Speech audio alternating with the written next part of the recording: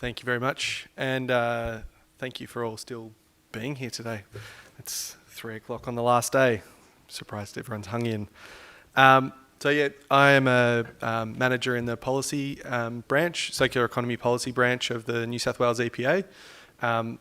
Here to talk to you today about batteries. I was sort of the policy lead for the Product Lifecycle Responsibility Act, which went through Parliament in March. So I'd just like to acknowledge the traditional custodians of the land on which we're all meeting today, pay my respects to elders past and present, and also I'd like to acknowledge any Aboriginal people in the room today.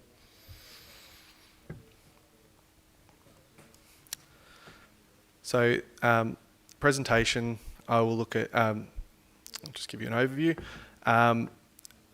We recognise the growing challenges with battery-related fires in the waste and resource recovery industry. It's estimated there's 10 to 12,000 fires a year in waste and resource recovery facilities.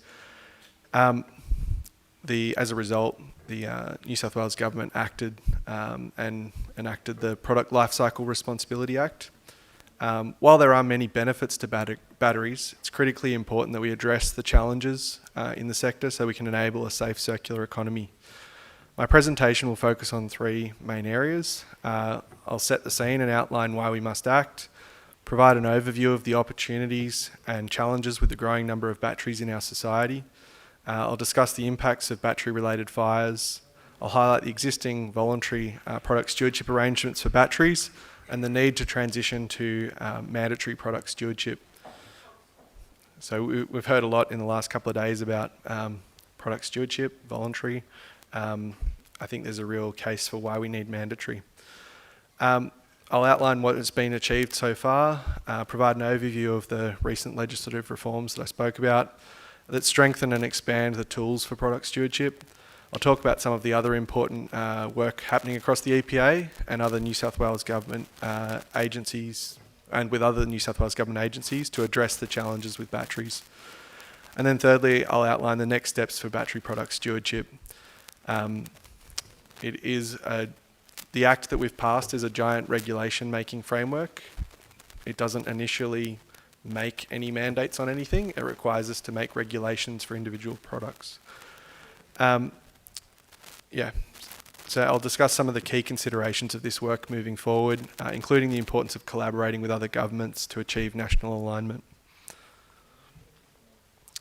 So, rapid change for batteries. Batteries are going to play an increasingly important part of a circular and net zero economy. It's difficult to believe just how fast battery technologies have changed. Everyone in the room will have at least one, if not more, batteries in their pockets. I think about this a lot, having done this work the last couple of months. Right now I have 2 phones in my pockets, a watch, in my bag there is an electric shaver, an electric toothbrush. They all have embedded batteries. The majority of them can't be removed easily. It's a significant challenge in our society, the sheer number of batteries that are in everything. They're in I also have a laptop too, I forgot about that one. We wear batteries in smart devices. They're everywhere. This rapid change is presenting challenges. People don't often perceive the items that they're carrying as having a battery. They just think of them as the item. Lithium-ion batteries have particular benefits due to their high energy density, but if these batteries are not designed well, or they're not handled and disposed of properly, or they're not charged properly, they risk causing devastating fires. I think presentation yesterday in the batteries panel was a really good illustration of some of those examples of what happens with battery fires. I've seen some pretty full-on videos. In London, they actually just recently banned e-micromobility in the tube after they had a fire from somebody walking an e-bike into one. And so now those devices aren't allowed on the London tube. We need to grapple with how to safely collect and recycle all these batteries and the devices that contain them once they reach end of life. So the impacts of battery fires. The risks and impacts of battery-related fires will not surprise most of you in the room or in the waste and resource recovery sector. A survey of the industry last year conducted by ACOR and WACRA revealed an estimated 10 to 12,000 battery-related fires across the waste and resource recovery sector. Fire and Rescue New South Wales, in our state, report that lithium-ion batteries are the fastest growing fire risk in New South Wales. In the last 2 years, the amount of battery-related fires has almost doubled. A lot of those are e-bikes entering thermal runaway. They're very hard to put out. Tragically, battery fires are also claiming lives in New South Wales. A Western Sydney resident lost their life in February from a suspected e-bike battery fire. The factors contributing to battery fires are complex. We have heard of the poor and variable battery quality, especially from some devices purchased from overseas-based online marketplaces. We also know that overcharging and damaged batteries are more at risk of igniting. Most relevant to the waste and resource recovery sector, we know that improperly disposed of batteries pose risk of fires in trucks and at waste and resource recovery facilities. The compounding impacts of these fires are significant. Insurance is becoming more and more expensive, if not impossible in some cases, and fire risks threaten the lives of workers and critical infrastructure, as occurred with the severe damage to Canberra's MRF back in December 2022. So what needs to be done to address the risk of battery fires while also supporting a safe circular economy? There isn't really one fix, but there is some important work being done across government. A core focus is ensuring that we have effective product stewardship for batteries. So the current voluntary product stewardship recovers about approximately 16% of batteries. Product stewardship is important because it ensures that suppliers of a product have a responsibility to reduce the potential harm of what they supply.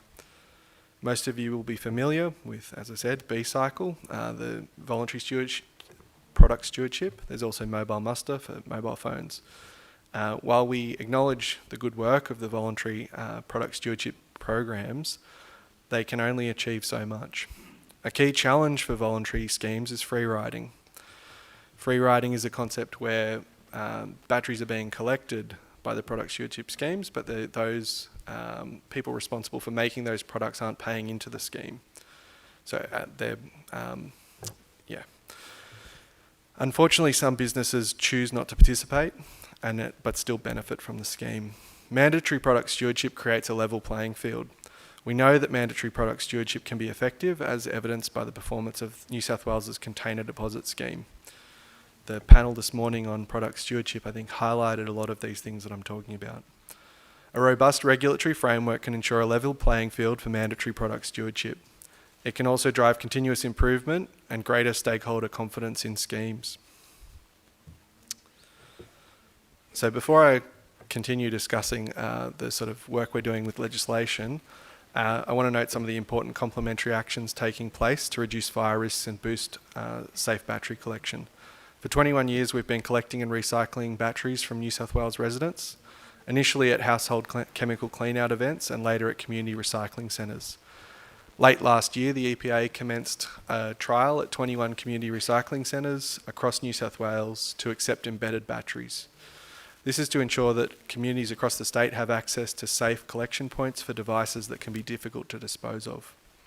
We've been running communication campaigns to inform the community about safe battery disposal.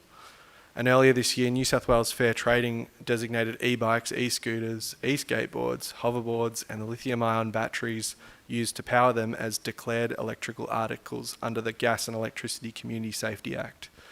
This gives them regulatory powers to influence the design of those devices.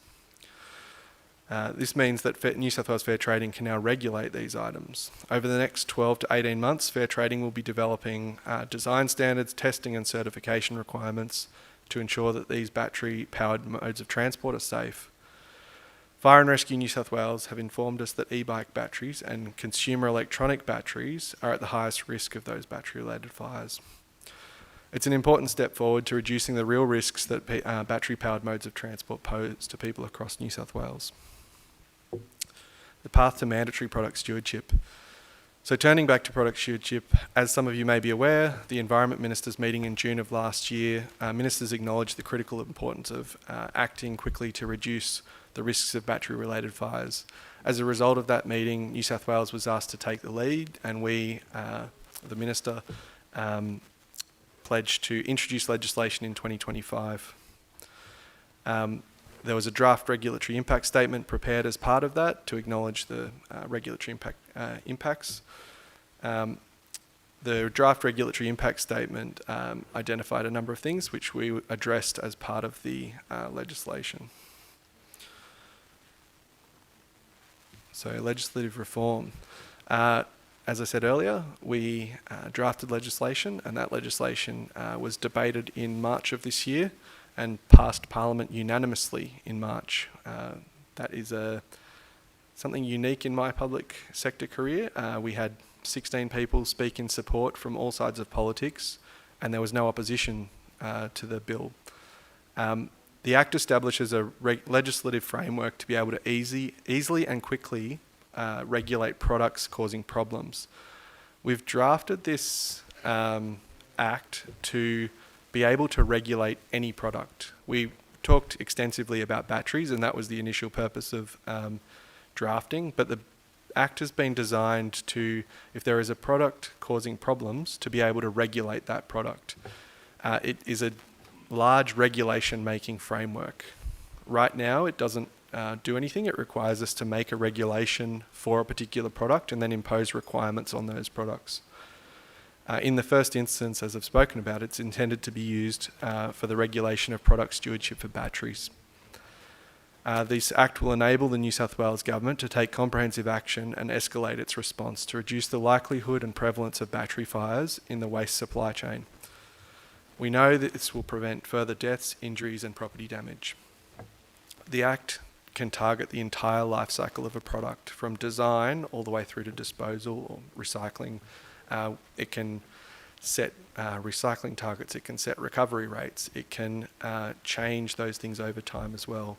It allows for a range of different options, from a more base level of mandatory product stewardship where the obligations are on brand owners. It can also allow the government to enter an agreement with a product stewardship organisation, similar to the CDS style scheme. There is a range of different levers that the Act can be used for. So the other important feature to note is that the Act has been drafted as standalone legislation. That's been said a few times. What that means in effect is that we haven't relied on any other legislative instruments in New South Wales. So in effect, that means that this legislation could be used in other jurisdictions where it doesn't rely on them having the same legislation as New South Wales has. We're not sitting it underneath another Act within New South Wales. It's been intentionally standalone. The purpose of that is because we want to harmonise that approach across states. Ideally, I think the Minister has expressed in speeches that a national approach would make this probably simpler, but in the absence of action, we need to act due to the pressing concern in New South Wales. We have been in conversation with other jurisdictions around the country. We want other jurisdictions to adopt this legislation. We want a harmonised approach. Standardising the approach across states will allow for it will be important for providing consistency nationally while also ensuring we have appropriate protections in place. So now that the Product Lifecycle Responsibility Act is law, the next step of the process for us is draft regulations. The Act has a mandatory consultation part when we make regulations, so we will do targeted consultation while drafting, and then the regulation will also have to be publicly consulted on. So the public, industry, everybody will get to have a say. This allows the government to act urgently to address battery fires and reduce free riders in the current system. Key elements of the regulation will be defining the scope of target batteries. The Minister has publicly said that the initial focus will be batteries in consumer electronics and e-micromobility, which is some of the sources of those fires. So it's the smaller batteries that are ending up in waste facilities. And then it's been publicly expressed that a future tranche down the track might involve larger batteries, such as in the home and EVs. We're in the process of drafting regulations and look forward to providing more information about the design, scope and timing of these in the future. I've said this previously in the other talk I did on FOGO, but I'm always open to talking to anybody about these things, answering questions. If you want to ask me a question at the end of this, that's fine. But if you don't get an opportunity to ask a question and there's something you want to know more information about, please feel free to reach out. I'm always happy to provide information about the process, the Act itself, what it does, and the approach we're taking moving forward. But thank you very much.